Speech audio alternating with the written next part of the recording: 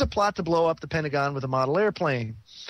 As an American who was in public service for a number of years and who has always stood up for the Constitution, a patriot's duty, I must hope that the question has already popped into readers' minds why we are expected to believe that a tiny model airplane is capable of blowing up the Pentagon when a 757 airliner loaded with jet fuel was incapable of doing the job, merely making a hole not big enough for an airliner. When I observe the gullibility of my fellow citizens at the absurd terror plots that the U.S. government manufactures, it causes me to realize that the fear is the most powerful weapon any government has for advancing an undeclared agenda. If Firdaus is brought to trial, no doubt a jury will convict him of a plot to blow up the Pentagon and U.S. Capitol with model airplanes. Most likely he'll be tortured or coerced into a plea bargain. Apparently, Americans, or most of them, are so ruled by fear that they suffer no remorse from their government murder and dislocation of millions of innocent people. In the American mind, 1 billion, quote, towel heads have been reduced to terrorists who deserve to be exterminated. The U.S. is on its way to a Holocaust that makes the terrors Jews faced from National Socialism into a mere precursor. Think about this. Are not you amazed that after a decade, 2.5 times the length of World War II, of killing Muslims and destroying families and their prospects in 6 countries, there are no real terrorist events in the U.S.? Think for a minute how easy terrorism would be if if there were any terrorists. Would an al-Qaeda terrorist from the organization that allegedly pulled off 9/11, the most humiliating defeat ever suffered by a Western power, much less the world's only superpower, still in the face of all the screening, be trying to hijack an airliner or to blow one up? Surely not, when there are so many totally soft targets. If America were really infected with a terrorist threat, a terrorist would merely get in the massive lines awaiting to clear airport security and set off his bomb. It would kill far more people than could be achieved by blowing up an airliner, and it would make it completely clear that airport security meant no one was safe. It would be child's play for terrorists to blow up electric substations as no one is there. Nothing but a chain-link fence. It would be easy for terrorists to blow up shopping centers. It would be easy for terrorists to dump boxes of roofing nails on congested streets and on freeways during rush hour, trying to tie up the main transportation arteries for days. Before, dear reader, you accuse me of giving terrorist ideas, do you really think that these ideas would not already have occurred to terrorists capable of pulling off 9/11? But nothing happens. So the FBI arrests a guy for planning to blow up America with a model airplane. It is really depressing how many Americans actually believe this. Consider also that American neoconservatives who have orchestrated the war on terror have no protection whatsoever, and that the Secret Service protection of Bush and Cheney is minimal. If America really faces a terrorist threat, especially one so professional to have brought off 9/11, every non-conservative along with Bush and Cheney could be assassinated within 1 hour on one morning or one evening. The fact that neoconservatives such as Paul Wolfowitz, Don Rumsfeld, Condi Rice, Richard Pearl, Doug Feith, John Bolton, William Kristol, Libby, Addington, et al. Live unprotected and free of fear is proof that America faces no terrorist threat. Think now about the airline shoe bomb plot, the shampoo bottle water plot, and the underwear bomb plot. Experts, other than the whores hired by the U.S. government, say these plots are nonsensical. And when we get back, we'll continue this article because this is so important. He's laying it all out for you, folks. So don't go away. We'll finish the article when we get back. Stay tuned. Welcome back to Freedom Link Radio, everybody. I want to get back into this article by Paul Craig Roberts.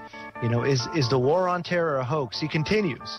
He said, think now about the airline shoe bomb plot, the shampoo bottle water plot, the underwear bomb plot. Experts other than the whores hired by the U.S. government, say that these plots are nonsensical. The shoe bomb and underwear bomb were colored fireworks powders incapable of blowing up a tin can. The liquid bomb, allegedly mixed up in an airliner toilet room, has been dismissed by experts as fantasy. What is the purpose of these fake plots? And remember, all reports confirm that the underwear bomber was walked on the airliner by an official, despite the fact that the underwear bomber had no passport. No investigation was ever conducted by the FBI, the CIA, or anyone into why a passenger without a passport would be allowed on an international flight. The purpose of these make-believe plots is to raise the fear level and to create opportunity for, say, former Homeland Security Czar Michael Chertoff to make a fortune selling porno scanners to the TSA. The results of these hyped terrorist plots is that every American citizen, even those with high government positions and security clearances, cannot board a commercial airline flight without taking off his shoes, his jacket, his belt, submitting to a porno scanner, or being sexually groped. Nothing could make it plainer that airport security cannot tell a Muslim terrorist from a gung-ho American patriot, a U.S. senator, a U.S. Marine general, or a CIA operative. If a passenger requires for health or other reasons quantities of liquid and creams beyond the limit imposed on toothpaste, shampoo, food, or other medications, the passenger must obtain prior approval from TSA, which seldom works. One of America's finest moments is the case documented on YouTube of a dying woman in a wheelchair who required special food, having her food thrown away by the Gestapo TSA despite the written approval from the TSA administration. Her daughter arrested for protesting, and the dying woman in the wheelchair left alone in the airport. This is America today. These assaults on innocent citizens are justified by the mindless right wing as protecting us against terrorism, a threat that all evidence shows is non-existent. No American is secure today. I'm a former staff associate of the House Defense Appropriations Subcommittee. I required high security clearances as I had access to information pertaining to all U.S. weapons programs. As chief economist of the House Budget Committee, I had information pertaining to the U.S. military and secret budgets. As an assistant secretary of the U.S. Treasury, I was provided every morning with the CIA's briefing of the president as well as with endless security information.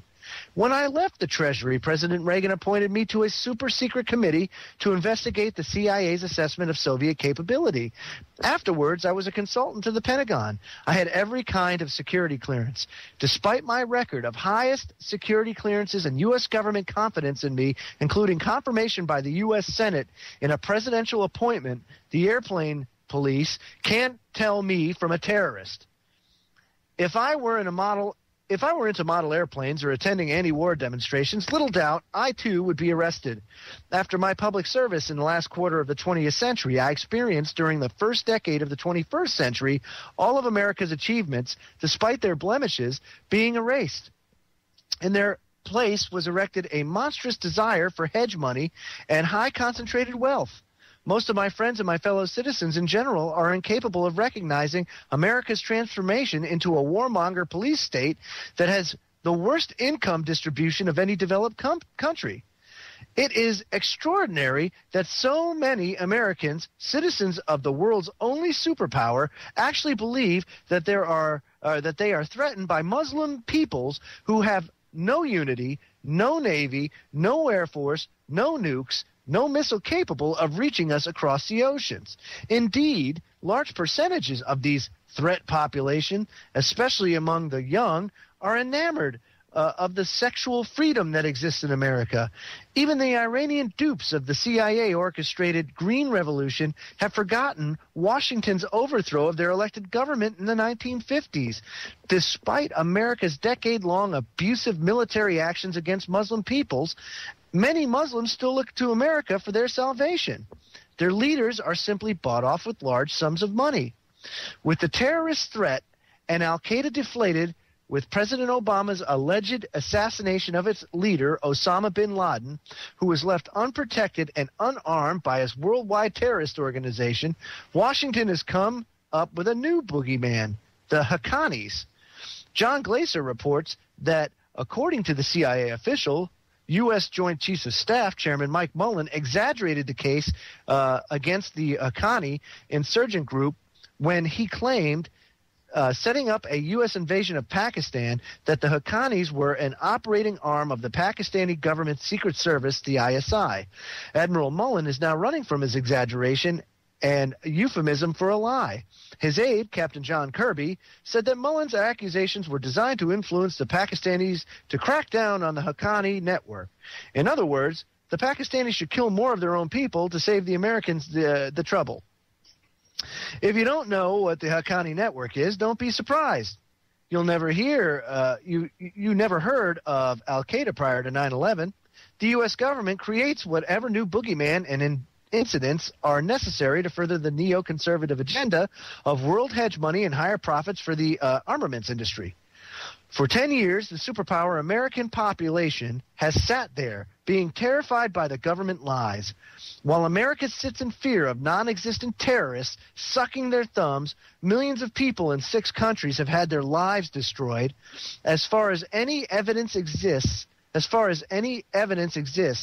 vast majority of Americans are unperturbed by the wanton murder of others in countries that are incapable of locating on maps. Truly, America is a light of the world and an example for all.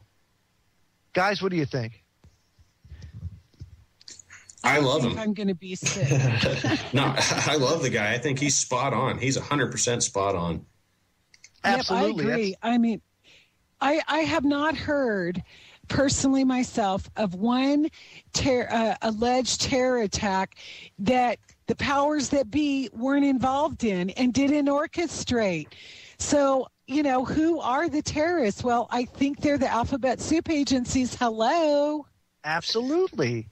It just boils down to it being that obvious, man. You got to go back and look at Iran-Contra. You've got to go back and look at every weapons scandal, every oil deal, every shady, nasty, all the way back to Mac VSOG and all of the CIA crap that was going on in Vietnam and everything else. Guys, the truth of the matter, whether we want to accept it or not, and I'm going to catch a lot of flack for saying this, but the United States has been the biggest terrorist country there has ever been. Wherever we think that we need to go stick our 2 cents worth in, we go to countries that neither asked for us to be there nor desire us to be there, trying to inject our way of life into the necks of all these people and telling them, well, you need freedom, you need democracy, you need to do things our way. You need to, maybe those people are just content living their life their way. Just leave them the hell alone. If we were to worry about what's going on in our own country, take care of our own business, take care of our own borders, we'd have, $160 billion a year less of war costs that we could inject back into our own economy, and we wouldn't be broke anymore. That's just one facet of it. Think about this, too, Mike. Just recently in Libya, how many Stinger missiles came up missing? 20,000 surface-to-air missiles. Now, I believe they were either SA-9s or SA-14s. That's crazy. 20,000 just arbitrarily come up missing. Uh-huh. Well, nothing. I'll say we all know that nothing arbitrarily happens, but that's the story we got. Yeah, 20,000 of anything. Just try it in your head. Just try to. Seriously, man. Just try it in your head. Just try to fathom 20,000 of anything. 20,000 pennies. 20,000 rounds of 22 long rifle. Anything. 20,000 of anything. And we're talking surface-to-air missiles. Yeah. Well, not only that, but it also. I'll tell you. Here's the scariest part about all that to me.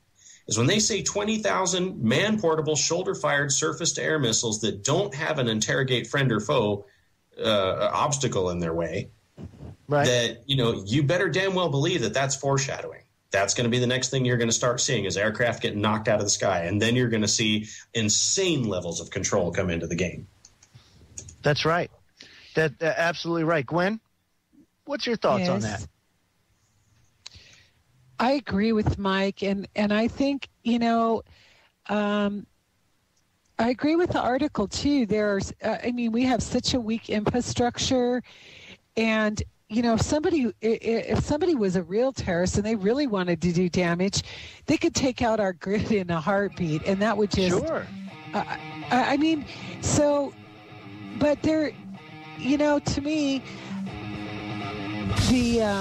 it isn't about terrorism. It's about control. It is about control. Bingo. But they control through fear. They control through fear. So when we come back, folks, it'll be the last segment of the show. Stay tuned. I got a special article to end the show with. You want to hear this. Be right back. Eyes are gray.